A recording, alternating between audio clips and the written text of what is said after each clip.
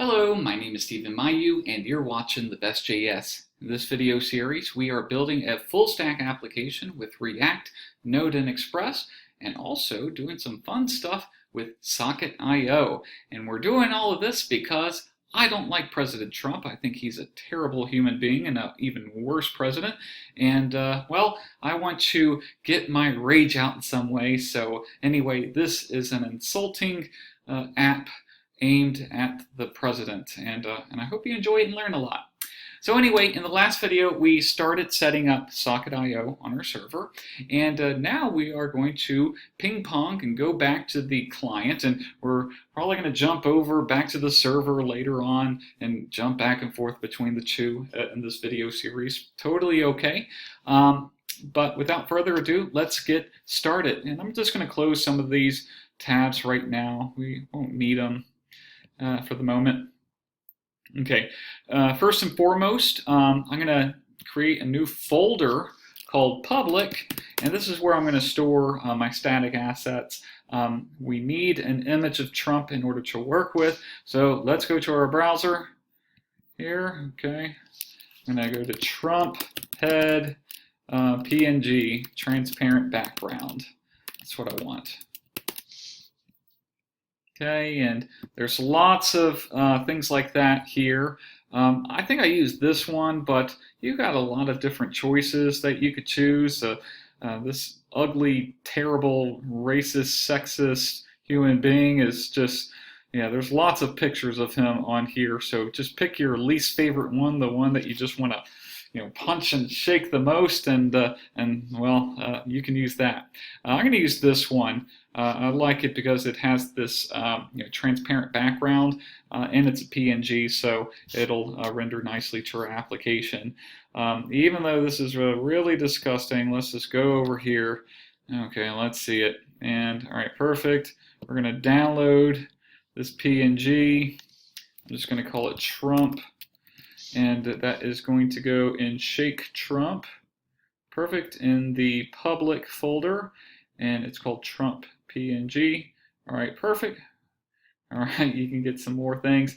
And one more thing that we have to do, we have to find the Socket.io CDN link. We're going to need that in just a moment. Here we go. All right. We're going to include this link in our HTML. So you can see right here, and we have different options. I mean, you can choose any one. I'm just going to choose the top one right here and copy that. All right, excellent. I'm going to go back to the project that we were in. Okay, here's our Trump picture. Okay, it's in there. Ugh, there it is. Let's close that. That's very scary. Hate that guy.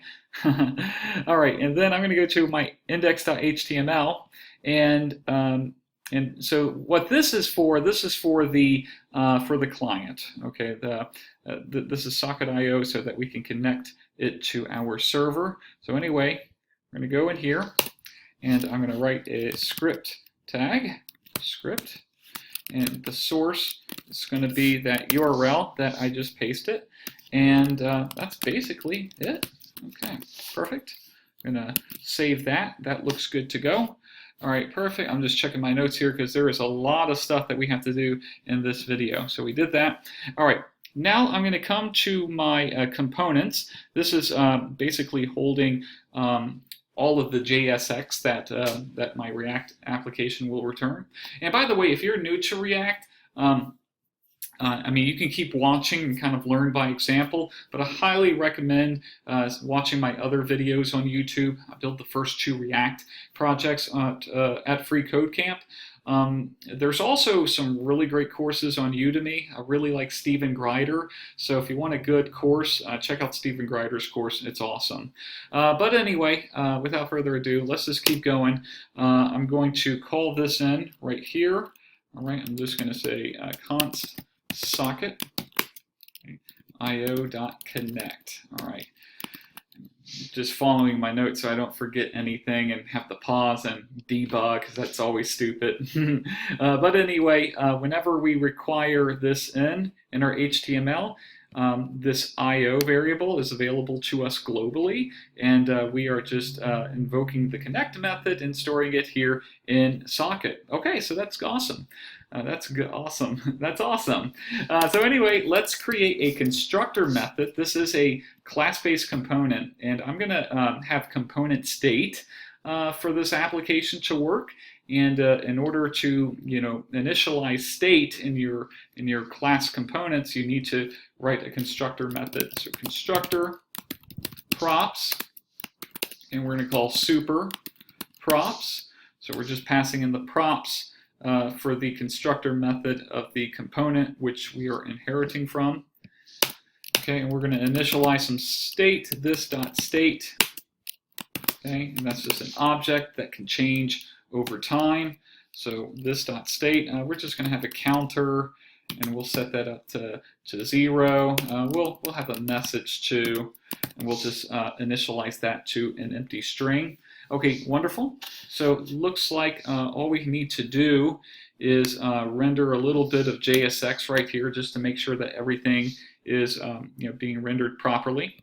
Okay, so this is already going to get rendered into a class called container. That's a bootstrap class. So what I would like to do is just create a couple of divs. So I'll say class name. Okay, in JSX you don't use class because that's a JavaScript keyword. You got to say class name with camel case. All right, so row. Then we'll do a div, the class name. Call column MD 12, so to take up the whole screen. All right, perfect. And inside of there, we'll do an H1. All right, and come on, there we go. And it'll say shake Trump. Okay. And then below it, we'll just have an image with a couple of props.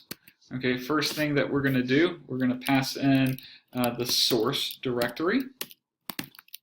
Okay, and so that's going to be public trump.png. Okay, because that's in our public directory up here in trump.png. I'm going to give it a class name of Trump because we're going to use that for our for our CSS in just a moment. And then by default, your images become draggable, and I want the default HTML5 behavior to be turned off because I'm going to use another dragging sort of library later on. So I'm going to set draggable equal to false, like that. Okay, perfect. And then, well, let's see, below my image, I'm going to have a p tag, and it's going to have a little bit of text. We'll say this dot state dot message. Okay, so that looks good. Let's just make sure that the image and the other HTML elements are getting loaded. We'll have a concatenated string right here. So let me do some backticks. Oops, didn't mean that. Okay, and we'll just write.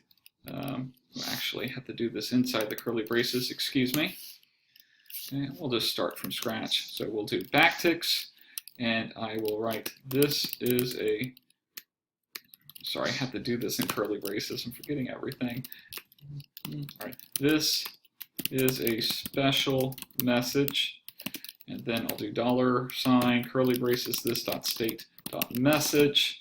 All right, let's just test that everything is working and is appearing as normal. I'm going to stop the server by pressing Control-C, run npm run server. It's going to build a new bundle.js file. It's going to start up my node server, and then we'll verify that it's serving up our elements in our image in just a moment. All right, that looks good, looks promising. Let's go over here. All right, let's go to localhost 3000, and this should change from Hello World Austin, Texas to Shake Trump. And this is a special message. All right, awesome. So that looks really really interesting, really scary right here too. We got a long way to go. All right, so we've got our render method, and I'm just going to copy and paste a little bit of CSS now to get some funny shaking happening. So I'm going to go here, my styles.css, open that up, and this is quite a lot of code. And actually, one of my students, his name is Sonny. He lives in California. Really awesome developer, and he made this really sweet application for classroom management. And it had this shaking like animation effect that I really liked. And he said it was okay for me to borrow his code for my Trump Shake application. So Sonny, thank you very much, man. I really appreciate that. I got it over here. And by the way, I'm going to share all of this code on GitHub. I'm going to push all of this and share the link in the comments, so don't worry about that. It's just basically a lot of keyframes that I'm doing over here, okay? And if I come back, oops, I'm just going to paste it in, and don't worry, this code will be available on my GitHub so that you can just copy and paste it, but essentially it's just doing, this is handling animation, and this is just plain CSS, nothing special about it. So anyway, when the Trump class gets active, it receives an active state, then we're going to animate it, and it's going to be quite funny. So if we save that, I'm just going to refresh. And if I click on him, ooh, look at him. Look at that. That is hilarious. I love that funny animation. It just sounds like he's going, and that's what I want to do sometimes to him, especially when he says some stupid things on Twitter or on TV. I just want to take him and shake him around like that. All right, so that is coming around, along very nicely right here. We're coming up on 11 minutes for this video, but I think we can finish all that we can. It'll just be a little bit long. All right, so let's go in here. Let's go back to our app.js. This is in our components. And one thing that we need to do is use one of React's lifecycle methods. So if you're unfamiliar, if you're making a class-based component in React, you have access to several lifecycle methods. So the constructor, that's one lifecycle method, and render, that's another lifecycle method. Some of these methods, they happen before the render. And then, of course, render, it returns like some stuff that looks like HTML, but it's actually a JSX, okay? And that gets rendered to the DOM, that gets rendered to your browser. And then there are a few lifecycle methods that happen after the render method. So anytime there's like a change in the browser, React has like this cycle of methods that it follows, and this is the component lifecycle.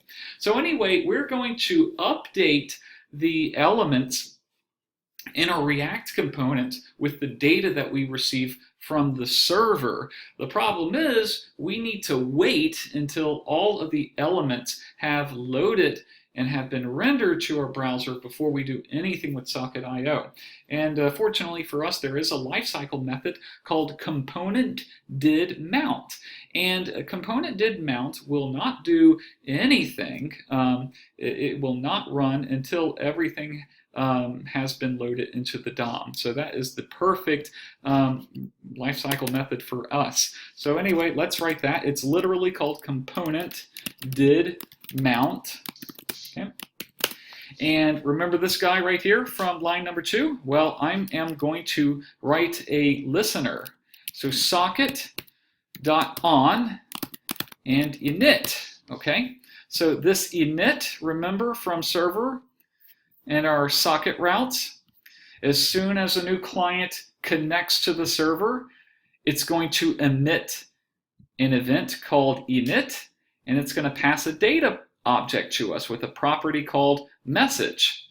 Well, now on this event, the server emits it and the client is going to listen to it. Well, we are going to give it a special function. So this.on init. Okay, now this is a function that we haven't declared yet. So let's go ahead and write that right now. So in our constructor, let's come back up here, and let's write this dot on init equals this dot on init dot bind this. And that looks a little funky, but basically we are binding all of our helper methods in our constructor in order to increase performance. So if I had not done this, okay, if I just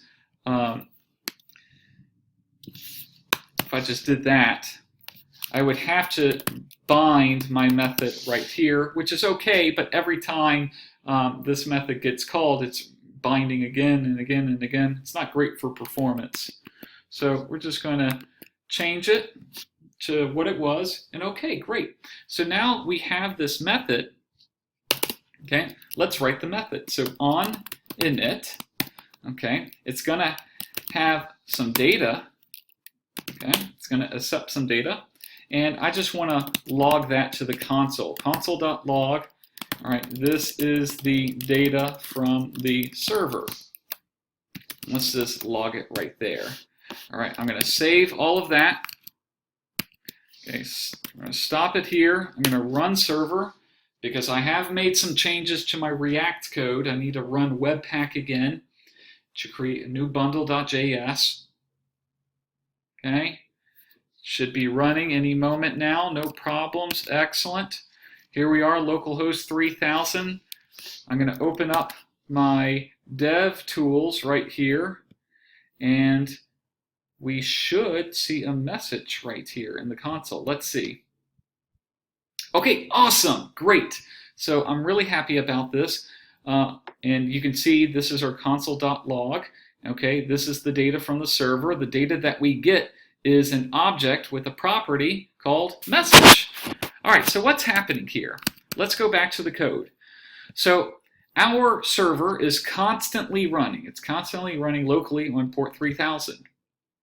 Okay, and every time a new client or a new browser or a new person or whatever, every time that person connects to our server, okay, it's going to run this, it's going to listen to that event, that connection event, and make these functions available to us.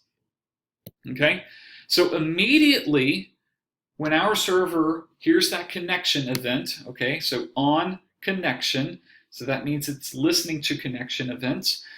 All right, as soon as a new client connects to our node server, it's going to emit this event called init, just short for initialize, and it's going to send some data along with it. Okay, it's just an object with one property called message. Okay, now if we go back to our client right here, all right, we bring in socket IO, okay, which we have included in our HTML, and after all of the DOM elements, after they've all been mounted to the DOM and they're ready, well, we are going to listen to events. And when the server emits an event called init, we're going to run this function called onInit. And basically, we're just setting, we're receiving the data, and we're just logging it out to the console. Okay, and actually, if I wanted to, I can come back over here, and I can run this .set state, okay, to update my component state, and the message can be set to data.message. Okay, and if I save it, okay, I have to Control-C, run the server one more time. Okay, I'm looking at my notes, and we're almost finished. This was a long video.